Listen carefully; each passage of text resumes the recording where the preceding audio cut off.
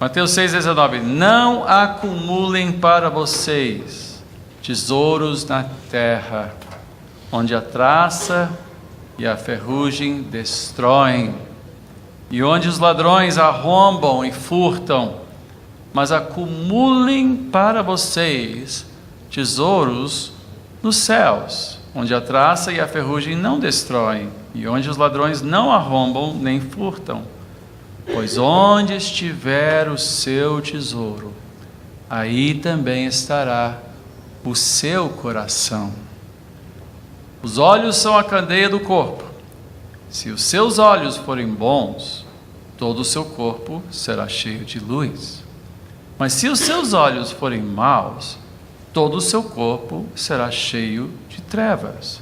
Portanto, se a luz que está dentro de você são trevas, que tremendas trevas são! Ninguém pode servir a dois senhores, pois odiará um e amará o outro, ou se dedicará a um e desprezará o outro.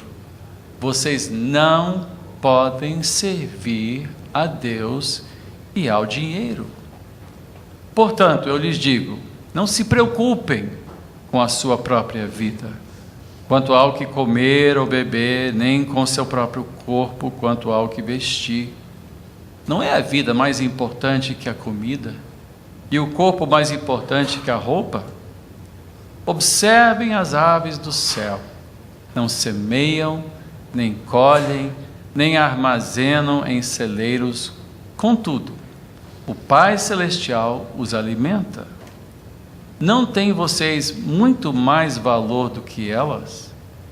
Quem de vocês, por mais que se preocupe, pode acrescentar uma hora que seja à sua vida? Por que vocês se preocupam com roupas? Veja como crescem os lírios do campo.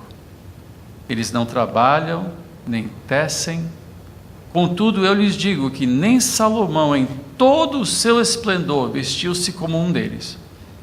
Se Deus veste assim a erva do campo, que hoje existe e amanhã lançada ao fogo, não vestirá muito mais a vocês, homens de pequena fé?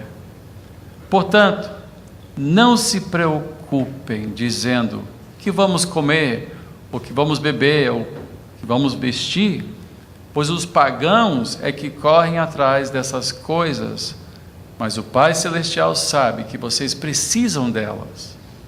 Busquem, pois, em primeiro lugar o reino de Deus e a sua justiça, e todas essas coisas lhes serão acrescentadas. Portanto, não se preocupem com o amanhã, pois o amanhã trará as suas próprias preocupações. Basta a cada dia o seu próprio mal. É um clichê dizer que nós estamos vivendo um tempo de mudança. O mundo sempre foi de mudança. Se há algo certo nesta vida é que a vida muda. Ao passar dos anos e esses dias, por alguma razão eu tenho pensado muito nas muitas fases pelas quais eu passei na minha vida,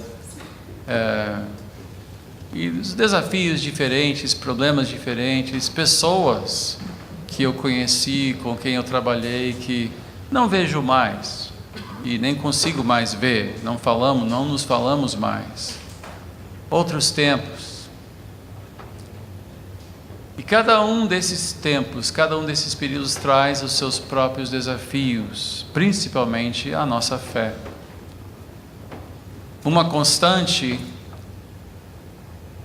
tem que ser Deus, tem que ser meu relacionamento com Deus, mas as circunstâncias acabam abalando ou fortalecendo, principalmente abalando este relacionamento, e importa que eu aprenda o exercício da fé. Durante essas próximas semanas eu quero falar sobre o exercício da fé. E muitos dizem, é sobre oração. Também será sobre oração. Mas principalmente será sobre uma mentalidade que nós temos que cultivar e guardar, para que nós sejamos firmes em meio às mudanças que ocorrem fatalmente e que vão ocorrer. Nós oscilamos entre períodos de muita alegria e muita tristeza, períodos de muita atividade e pouca, e períodos de fartura e escassez. Hoje o assunto é fartura e escassez. E de modo geral, as coisas tendem a ir muito bem ou tendem a ir muito mal. Já notou que a coisa nunca chove, é sempre uma inundação? Quando as coisas começam a ir mal, parece que vão muito mal. E é fácil enfrentar apenas um problema. O difícil é enfrentar 5 problemas ao mesmo tempo. É fácil, e parece que com a idade os problemas acumulam, não é? Quando o filho casa, você diz, bom, agora já a missão cumprida, até chegarem os netos, aí você descobre novas missões, né? Novos fardos, novas preocupações, cada dificuldade. A fé cristã é a tônica para tudo isto, e é o nosso chão, é a nossa raiz, é a nossa âncora, é o nosso norte. A fé cristã não é uma orientação nem para a direita, nem para a esquerda, em se tratando de questões financeiras. A fé cristã não atende nem os ricos, nem os pobres, mas chama todos a viverem contra a cultura, contra a miséria. E nosso país é um país movido pela miséria, porque até os ricos são miseravelmente ricos. É por isso que temos que ter leis trabalhistas, porque se deixarem à vontade, a maioria vai explorar covardemente e miseravelmente. Mas também somos miseravelmente pobres. Nós tivemos um ministério em Botafogo durante uns anos em que um casal se preocupava em ministrar para pessoas sem teto no centro da cidade, e no Natal eles estavam lá, prepararam um jantar, prepararam comida, mas o número foi tão grande que acabou a comida. E o que aconteceu? Eles foram agredidos. Eles tiveram que se esconder atrás de barras de ferro. Eles se prenderam dentro de um desses prédios que tinha uma grade na frente. Por quê? Por ter faltado comida. Ninguém aplaudiu, ninguém reconheceu o esforço que eles fizeram. Eles se tornaram violentos porque o esforço não foi suficiente. A miséria tem um quê de violência no fundo, tanto da parte dos ricos que violentamente oprimem, como também da parte dos miseravelmente pobres, porque pobreza é uma coisa, miséria já é uma outra coisa. Há um espírito ligado ao dinheiro. Há um espírito. Eu vejo a prepotência de pessoas aqui na Barra, onde muitas pessoas são pessoas de meios, têm bens, e muitas vezes eu vejo pessoas que desrespeitam o trânsito, desrespeitam funcionários, desrespeitam porteiros, desrespeitam regras, porque dizem, não, eu sou mais eu posso fazer o que eu bem entender. Eu vejo donas de casa com seu telefone celular dourado e seu carrão parar em vagas reservados para idosos ou para pessoas com problemas físicos, limitações físicas, e param assim na maior, não dão a mínima, porque dizem, não, eu comprei, eu pago, eu tenho o direito de fazer o que eu bem entender. Há um espírito que acompanha o dinheiro, tanto no que diz respeito aos que têm, como também no que diz respeito aos que não têm. Quantas pessoas justificam uma vida de crime, dizendo, não, você tem, eu não tenho, então você me deve. Quem diz que um deve ao outro? Este é um espírito de violência, é um espírito de miséria. E nosso país é miseravelmente pobre e miseravelmente rico ao mesmo tempo. E nós somos chamados a viver de modo diferente, assim como nós vemos que as posturas políticas também são miseráveis. A direita é miseravelmente de direita e a esquerda é miseravelmente de esquerda. E a igreja não deve ser nem de direita nem de esquerda, tem que ser do alto. Então aqui é um no política zone, aqui, nem, sem política aqui, vamos falar de política aqui. Jesus começa tratando de pessoas que têm fartura. Que têm fartura. Nós acabamos de passar por um período de fartura no país, pelo menos uma fartura aparente, não é? Eu me lembro das primeiras lojas de importados que apareceram. Se lembra daquelas primeiras lojas de... A gente disse, nossa, azeite lá de fora, olha só, né? Ou geleias importadas. Hoje em dia isso até parece uma coisa comum, mas para quem viu isso 15 anos atrás, quando apareceram as primeiras lojas especializadas, né, em geleias, nossa, geleia da Inglaterra, né, a gente ficava assim, olha só, tal, né, pasta de amendoim americana, né, a gente ficava assim, oh, isso aqui a gente só via quando ia para Disney, e começava a vender, a gente achava assim, uma coisa maravilhosa, olha só o que está acontecendo, e havia uma certa aparência de fartura, quando começaram a dizer, paga em 10 vezes sem juros, a gente, 10 vezes sem juros? Eu não sei, quantos se lembram do Brasil antes das 10 vezes sem juros? Quantos se lembram? Pois é, 10 vezes sem juros, nem 4 vezes com cheque pré-datado a gente conseguia antigamente, 10 vezes, e no cartão ainda por cima, não precisa nem ter dinheiro, basta ter um cartão. Só que a gente descobriu que 10 vezes sem juros quer dizer que cada dia 5 do mês você tem que pagar. E o dia 5 do mês chega a cada 15 dias quando você está endividado.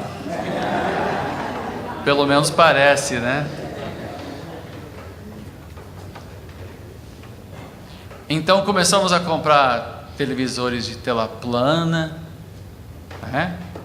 Eu me lembro dos velhos Mitsubishis que parecia assim o tamanho de um carro, né? que era enorme, fundo, largo, grande, imenso. A gente achava isso, mas tela plana, LCD, digital, e começamos a sentir assim uma certa facilidade, uma certa fartura na nossa sociedade, onde todo mundo anda com smartphone.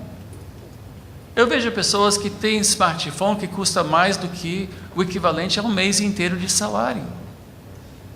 Como é que é isso? 10 vezes sem juros. E eu descobri uma loja, eu tentei brigar com uma loja, disse, eu quero pagar à vista. Não, é 10 vezes sem juros. Mas eu quero pagar à vista. Não pode, é 10 vezes sem juros. Sabe por quê? Porque a loja recebe da Visa um bônus. Se vender 10 vezes sem juros, recebe de volta dinheiro da Visa. Sabe por quê? Porque ninguém consegue pagar as 10 vezes sem juros. A grande maioria acaba pagando juros em cima do atraso. Então é um sistema nocivo que empurra para cima de nós bens e serviços que não precisamos. Vamos para o shopping, enchemos a nossa vida de coisas que não precisamos, e é um espírito, é uma fartura miserável que nos mantém endividados, apavorados de perder o emprego, não é? Porque se eu não tiver esse emprego, o que vai ser de mim? Porque eu estou devendo tudo, estou devendo o meu salário inteiro, porque eu acabei de comprar um smartphone. Eu uso um smartphone, mas há pessoas que não deveriam ter o smartphone, especialmente crianças. Especialmente crianças. Nós vimos coisas como a Bolsa Família oferecer uma ilusão de fartura para pessoas que não tinham bom senso, nem tampouco a educação suficiente para comprar um plano de saúde ou para pagar a educação para os seus filhos. Então o governo se limitou a dar dinheiro na mão de milhões de brasileiros que hoje têm micro-ondas, mas que ainda morrem na fila do INSS. Veja a miséria disto. Como disse o próprio Lula, Isso apenas foi criado para criar um eleitorado fiel. Pelo menos foi o que ele falou quando a esposa do FH criou o sistema Bolsa Família. Ele disse, isso é uma manobra eleitoral. E com câmbio favorável, meus irmãos, com o dólar custando pouco, quantas pessoas não fizeram plano para em 10 vezes sem juros ir ver Mickey Mouse? Ou Israel, né? Dependendo de qual seja a sua terra santa. Alguns é Israel, outros é Disney. E acabamos acumulando e nos endividando por coisas que não acrescentam nada à nossa vida. A fé cristã, ouça isso é importante, a fé cristã e o acúmulo de bens são incompatíveis. E não é uma questão do que você tem, é uma questão do coração. Jesus disse, o problema é seu coração, o que você ama. O que você ama. É uma forma de servir ao dinheiro, que é um Deus. O acúmulo de bens é uma maneira de você servir ao dinheiro. O acúmulo de coisas que você não precisa é uma maneira de você cultuar a um Deus estranho. Ponto. É tão simples quanto isso. É tão simples quanto isso. Quando você vai para o templo de consumo, e é engraçado porque a gente até chama isso de templo de consumo, não é verdade? Até as pessoas chamam de templo de consumo. É um templo. É um templo. E você entra e fica vendo coisas que você não precisa. E o que Jesus diz? Se seus olhos forem maus, como assim meus olhos forem maus? O que isso tem a ver com o texto? Tem a ver com o texto é que se você encher os seus olhos daquilo que não passa de acúmulo de bens, então sua vida estará em trevas. A grande maioria, você quer fazer um jejum de 40 dias? Faça um jejum de shopping. Radical, né? Não vai para o shopping por 40 dias. Então eu vou para onde? Tá vendo? Tem gente que nem sabe para onde ir. Mas se eu não for para o shopping, para onde eu vou? Como disse uma criança para outra, você assistiu o desenho animado? Não assisti. Você assistiu? Não assisti. Então o que você assistiu? Eu desliguei a televisão. E você assistiu o que então? Porque é esperado que você sempre assista e sempre esteja no shopping. Meus irmãos, é o cúmulo do absurdo. É como você sair da igreja e no dia seguinte você ir no terreiro e ficar olhando de braço cruzado, só assistindo no terreiro. Assistindo eles degolarem um frango e fazerem uma oferenda, e você lá só assistindo. Não estou comprando, só estou assistindo. Você passa na frente de vitrines, cheio de coisas que você não precisa, porque não precisa. Diga para o seu vizinho, você não precisa. Você não precisa. Você passa a olhar coisas que você não precisa. Não precisa. Meu irmão, seu carro está bom? Para de visitar agência de automóvel. O que você está fazendo? Pegando aquele prospecto todo colorido, bonito, papel couché, brilhoso e tal, dos carros, e você fica lá, leva para casa, deixa ao lado da cama, na cabeceira, aí você vai olhando o novo carro. Você não precisa. Seu carro está bom? Está bom. Alô? Amém. Ele diz, se seus olhos forem maus, olhos, por que olhos? Porque, meus irmãos, o acúmulo de bens começa pelo que você contempla, pelos seus olhos. É o que você deixa seus olhos verem. E ele chama isso de trevas. Bens que você não precisa, Jesus chama de treva. Mas é tão bonito. Mas eu quero. A frase que eu mais ouço de crianças hoje em dia: eu quero. Eu quero. Mas não precisa. Mas eu quero. Parece que nós vivemos numa sociedade movida por desejos desenfreados, indisciplinados e desnecessários. O que você precisa não é disto. E se você se dedica ao acúmulo de bens, você não está servindo a Deus. Ouça o que eu estou dizendo. Você não está servindo a Deus, você está servindo a um Deus estranho. Jesus disse: você não pode servir a Deus e ao dinheiro. Não pode. Não pode. Tem pessoas, assim como pessoas que se convertem do espiritismo têm que ir para casa e limpar sua casa de imagens, tem gente que tem que ir para o seu armário, e tirar as oferendas que você comprou a um Deus estranho. Porque há pessoas precisando dos sapatos que estão sobrando no seu armário. Há pessoas precisando do casaco. O inverno está chegando daqui a pouco. Você tem casacos que não usa? Não sei, de repente volta a moda. Para com isso. A moda não vai voltar. E se voltar, você vai comprar novo assim mesmo. Você não vai usar roupa. Então, mas há pessoas passando fome, passando necessidade, passando frio. Limpa a sua vida dessas coisas. Quer fazer um jejum? Limpa a sua vida das quinquilharias que você vem acumulando. Eu olhei para Marta outro dia, olhei para a nossa casa e disse: meu bem, eu não quero ser um desses velhos que tem a casa cheio de quinquilharia. Que os filhos um dia vão ter que entrar e limpar e dizer: o que vamos fazer com isso? Não é? Amém. Limpa a sua vida já. Limpa a sua vida já. O bastante é bastante. Senão, é adultério espiritual. O acúmulo de bens é adultério espiritual e é trevas. Trevas.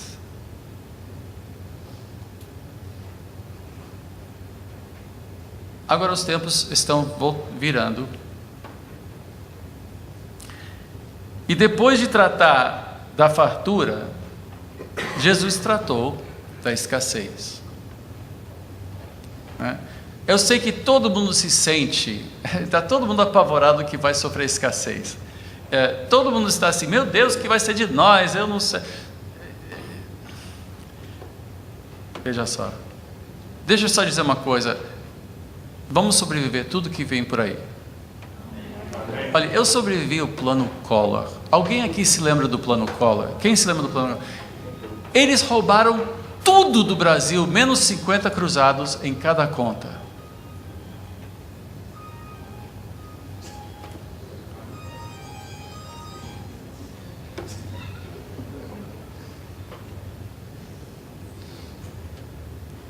Desligue logo o seu telefone para que você também não seja constrangido pelas minhas pausas estratégicas.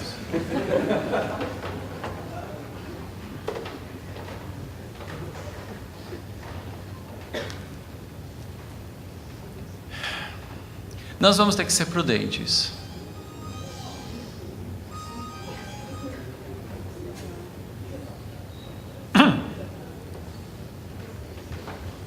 Ok. Onde é que eu estava?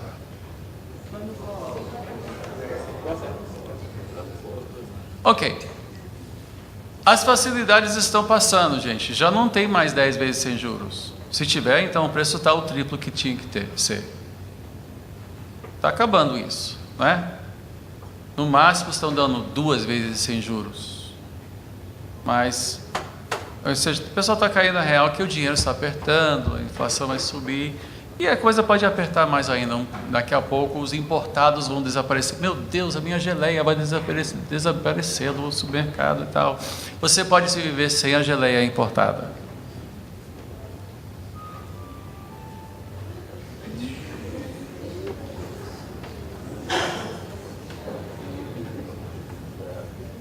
Eu posso esperar.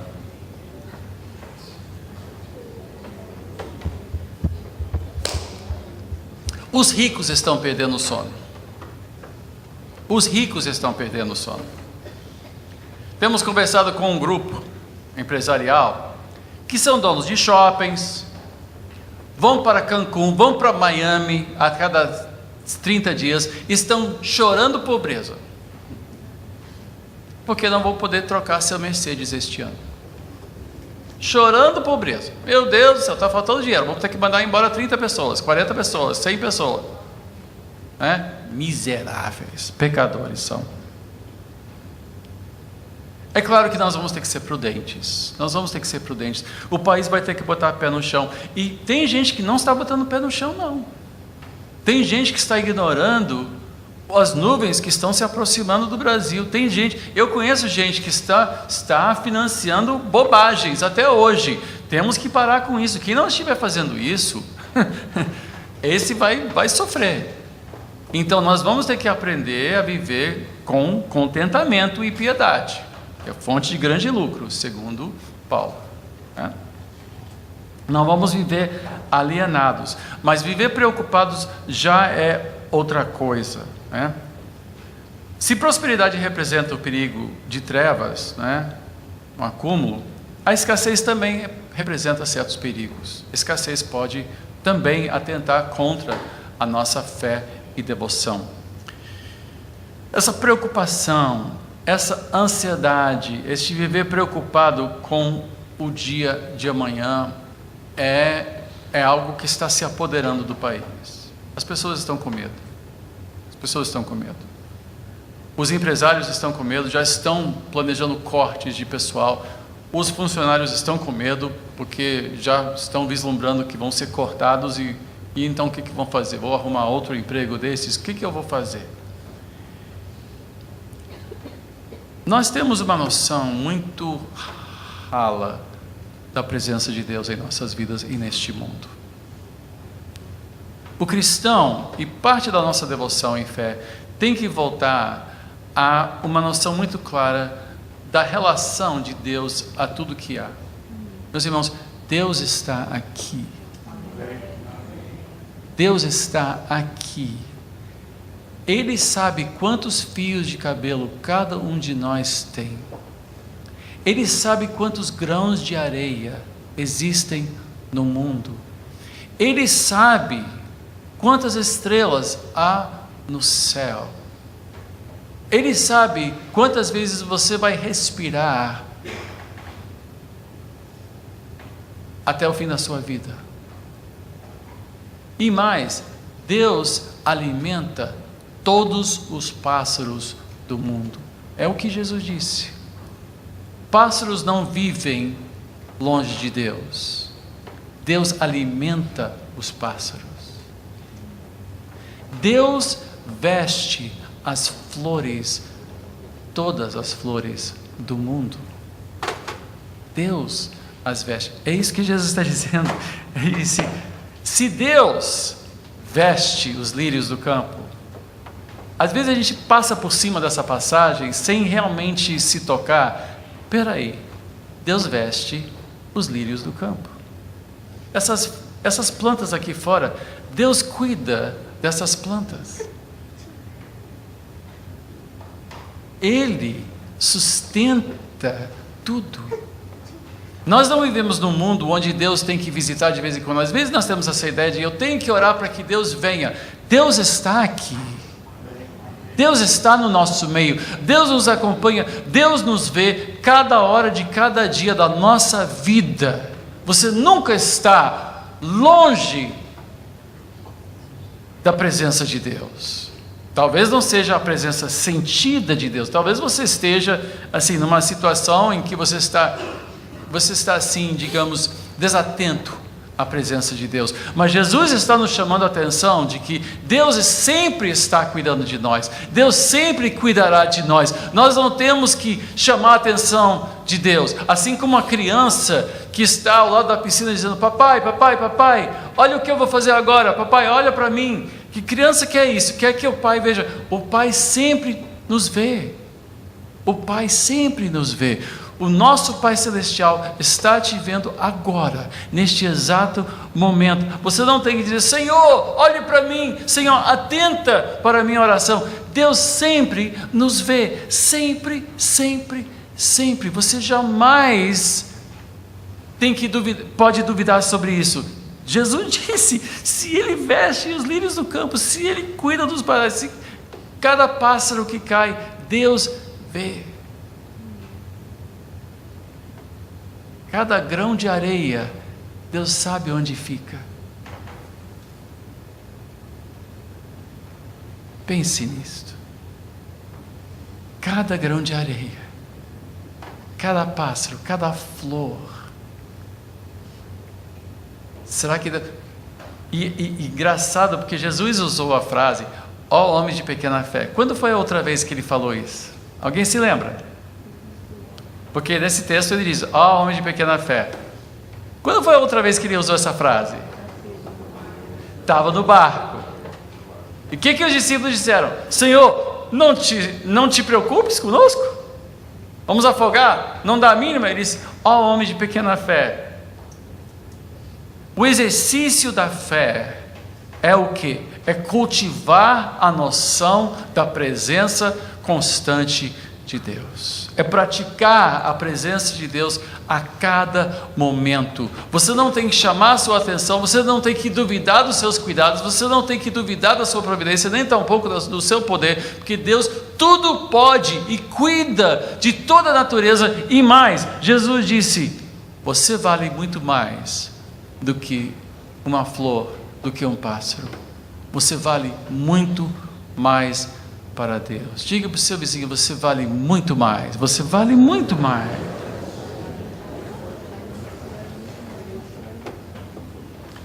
Então, temos dois lados aqui. Onde há fartura, nós somos infiéis ao encher os nossos olhos de coisas. Ao ficar tão preocupados com o acúmulo de bens, que nós literalmente servimos um outro Deus. É adultério espiritual. Então Jesus diz, para com isso, você não pode servir a dois deuses ao mesmo tempo. Você vai desprezar um e servir o outro, ou vice-versa, contrário. Então, se você está acumulando bens, para com isso. Agora, se você está preocupado com a falta de bens, também não precisa se preocupar, porque Deus cuidará de você. Então, o que eu faço? Se for fartura, a solução é a mesma de se for uma questão de escassez.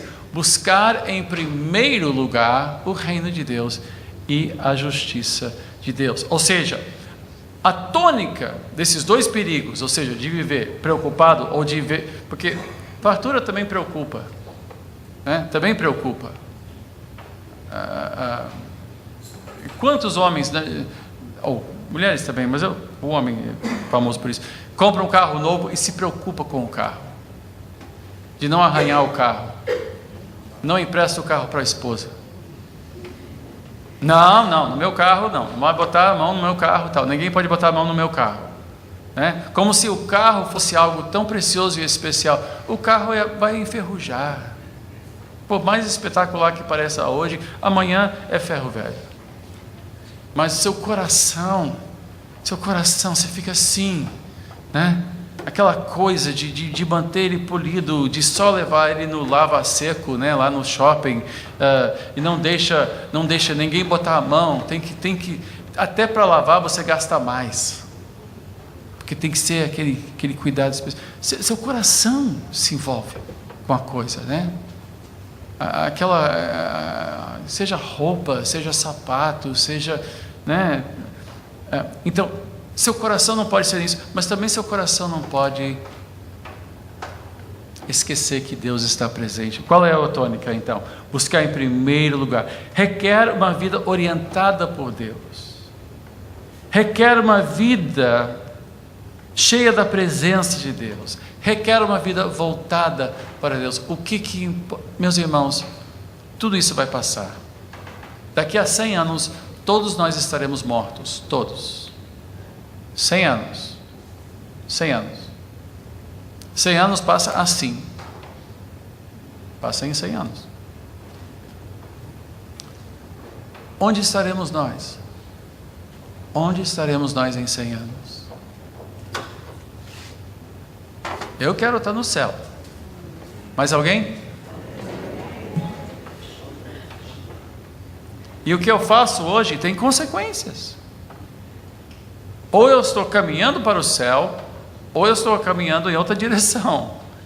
Eu quero que minha vida seja uma vida voltada para Deus. Eu tenho que ter uma mente voltada para Deus. Eu tenho que ter uma vida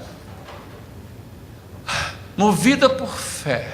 E fé não é só, isso é importante, fé não é só a esperança de obter aquilo que eu quero. Há muitas pessoas que dizem, eu tenho fé inabalável, eu tenho fé que um dia eu vou ter um carro novo, eu tenho fé que um dia eu vou conseguir esse emprego, eu tenho fé que eu vou passar no vestibular, eu tenho fé que eu vou superar essa dificuldade.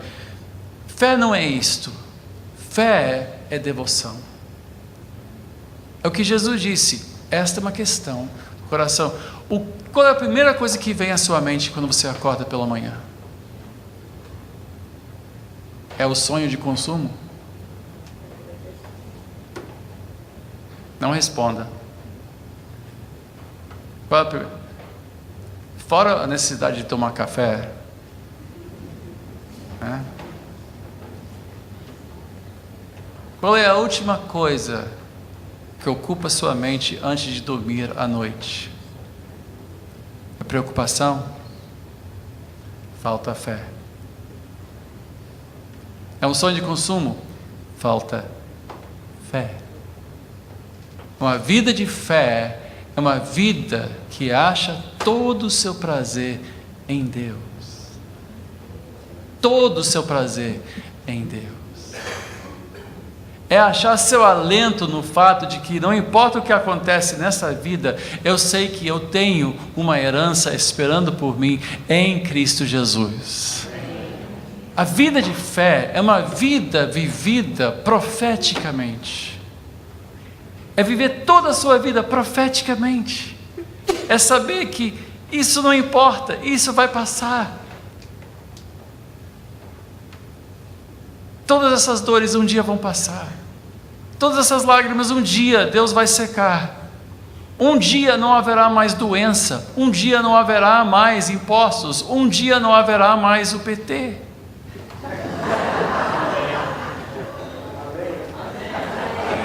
E nem o PSDB.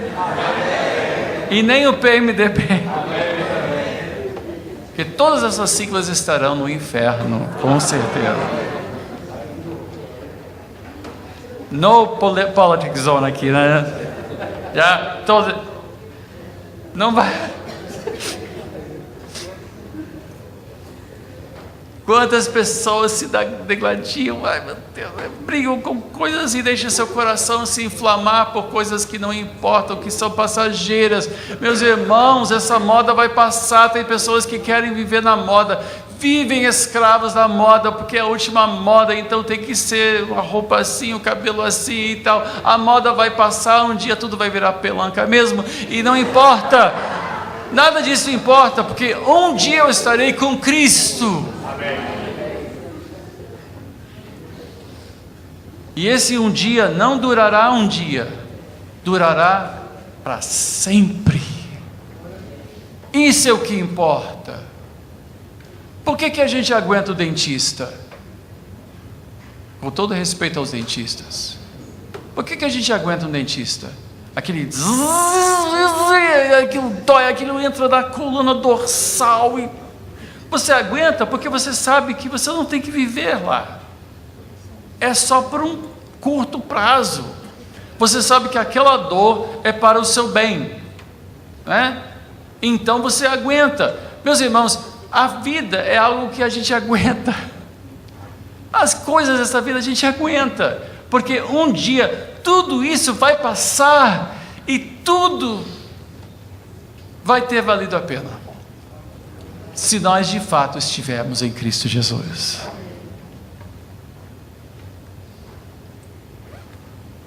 Esta devoção, esta vida cultivada, compreende oração. E nós vamos falar muito sobre oração nas próximas semanas. Tenho falado com o pastor John, pastor Marcelo, a gente está falando sobre voltar a fazer um jejum e nos dedicar mais à oração, porque de fato viver nesse mundo como cristão, requer esforço.